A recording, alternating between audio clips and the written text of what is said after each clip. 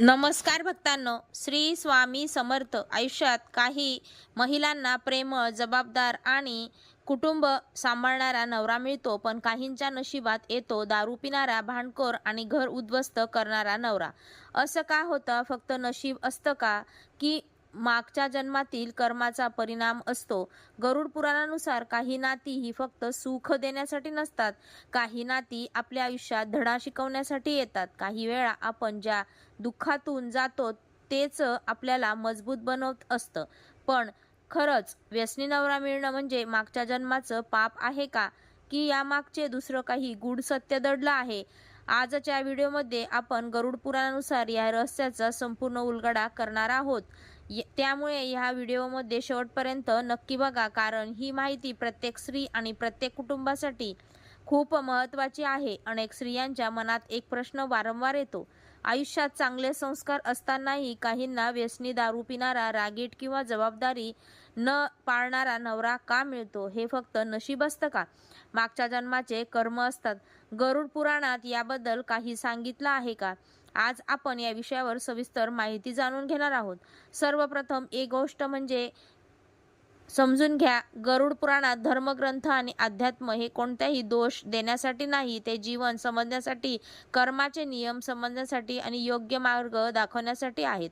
त्यामुळे तुम्हाला असा नवरा मिळाला म्हणजे तुम्ही पाप केला आहे असं सरळ निष्कर्ष काढणे चुकीचं आहे. कर्माचे फळ भोगतो ते कर्म फक्त मागच्या जन्माचे नसते, तर या जन्मातील निर्णय, संगत, विचार, वागणूक आणि परिस्थिती यांच्याशीही त्याचा समावेश असतो. म्हणजेच विवाहात मिळणारा जोडीदार हा केवळ शिक्षा नसते, तर अनेक वेळा शिकवण, परीक्षण आणि आत्मजागृती मार्ग असतो. कधीकधी एखाद्या स्त्रीला व्यसनी नवरा मिळतो कारण तिला स्वतःची शक्ती ओळखायची असते. ती आयुष्यभर इतरांसाठी जगलेली असते, स्वतःचा आवाज दाबलेली असते. अशा वेळी कठीण नातं तिला स्वतःसाठी उभं राहायला शिकवतं.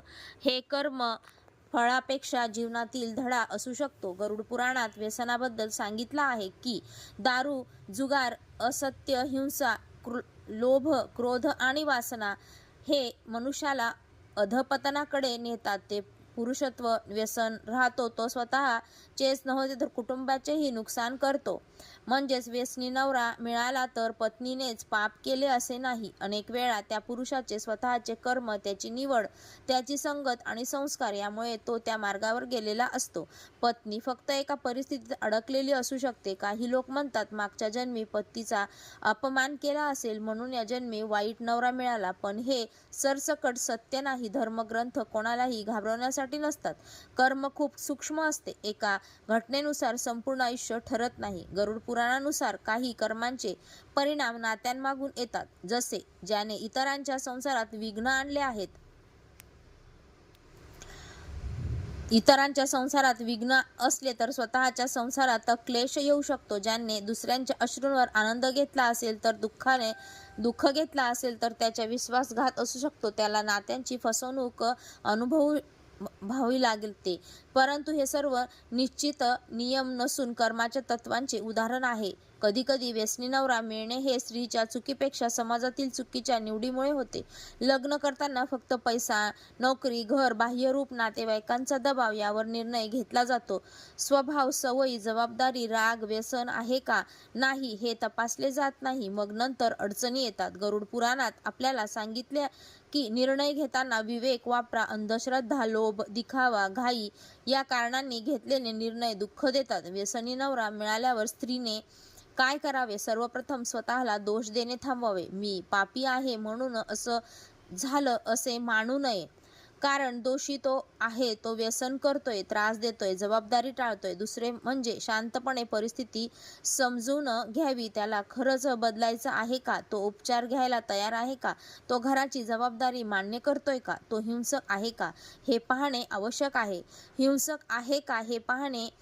जर पुरुषाला बदलायची इच्छा असेल तर त्याला साथ द्यावी. समुपदेशन, डॉक्टर, व्यसनी केंद्र, कुटुंबाचा आधार, सकारात्मक वातावरण मुळे बदल शक्य असतो. जर पुरुष बदलतच नसेल, रोज त्रास देत असेल, पैसे उधळत असेल, हिंसा करत असेल, मुलांवर परिणाम होत असेल, तर स्त्रीने स्वतःचे आणि मुलांचे संरक्षण करणे हेच धर्म आहे. सहन करणे म्हणजेच पाप म्हणजेच पुण्य असे नाही. अन्याय सहन करणे कधी कधी अनर्थ असू शकतो. गरुड पुराणात धर्म म्हणजे योग्य कृती असे सांगितले जाते. म्हणजे जिथे स्वतःचा आत्मसन्मान वाचवणे गरजेचे आहे तिथे ठाम उभे राहणे हाच धर्म आहे. काही स्त्रिया म्हणतात, मी पूजा करते, व्रत करते, तरी नवरा सुधारत नाही. पूजा मनाला शक्ती देते, विवेक देते, धैर्य देते, पण दुसऱ्याची इच्छा बदलू शकत नाही. बदलण्यासाठी त्या व्यक्तीची तयारी आवश्यक आहे. मंत्र, जप, दान, व्रत याचे खरे फळ म्हणजे आंतरिक शक्ती. यातून योग्य निर्णय घेण्याची ताकद मिळते. गरुड पुराणात दानाचे महत्त्व सांगितले आहे. दुःखी व्यक्तीला मदत करणे, अन्नदान, सेवा, सत्य बोलणे, संयम ठेवणे, आईवडिलांचा आदर करणे, स्त्रियांचा सन्मान करणे ही पुण्यकर्मे असू शकतात. पुण्यकर्मे पुढील जीवन सुखी करतात असे सांगितले आहे. म्हणून या एखाद्या स्त्रीच्या आयुष्यात कठीण नवरा आला असेल तरच तिचे आयुष्य संपलं असे नाही. कधी कधी अशाच संकटातून ती अधिक मजबूत, शहाणी, आत्मनिर्भर बनते. कर्माचा अर्थ शिक्षा एवढाच नाही, कर्माचा अर्थ संधीही आहे. काही नाती आपल्याला प्रेम देतात, काही नाती धडा देतात, काही नाती स्वतःची किंमत शिकवतात.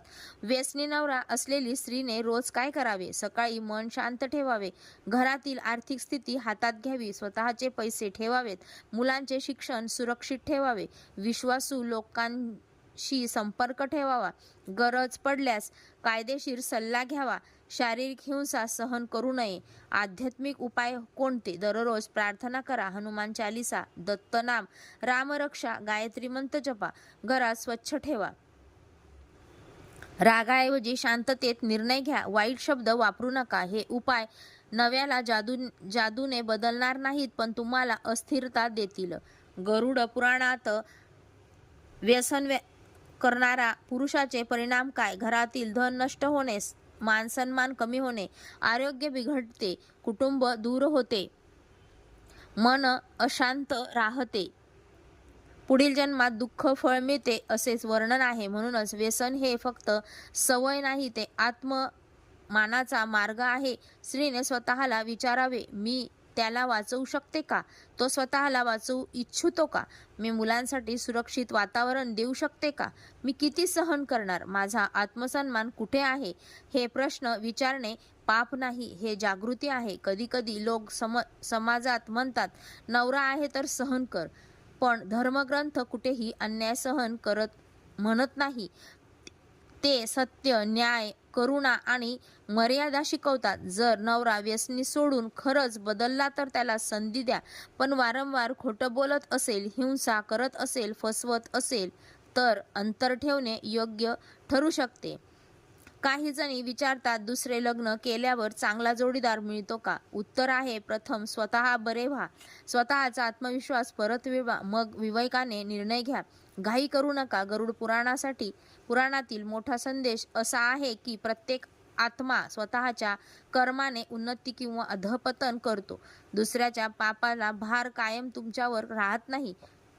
म्हणून मला बेवडा नवरा मिळाला म्हणजे माझे पाप असे समजू नका. कदाचित ती तुम्हाला जीवनातील परीक्षा असेल, कदाचित स्वतःला ओळखण्याची वेळ असेल, कदाचित चुकीच्या गोष्टीपासून बाहेर पडण्याची हाक असेल.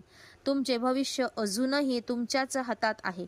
आजपासून स्वतःला कमी समजू नका, दुःखाला नशीब समजू नका, अन्यायाला धर्म समजू नका, भीतीला प्रेम समजू नका. स्वतःचा सन्मान करा, योग्य निर्णय घ्या, देवावर श्रद्धा ठेवा आणि कर्माने पुढे चला. शेवटी एवढंच, वाईट नवरा मिळाला म्हणून आयुष्य वाईट ठरत नाही. योग्य वेळी जागे झालात तर उरलेलं आयुष्य सुंदर होऊ शकतं. धैर्य ठेवा, विवेक ठेवा आणि स्वतःवर विश्वास ठेवा. श्री स्वामी समर्थ.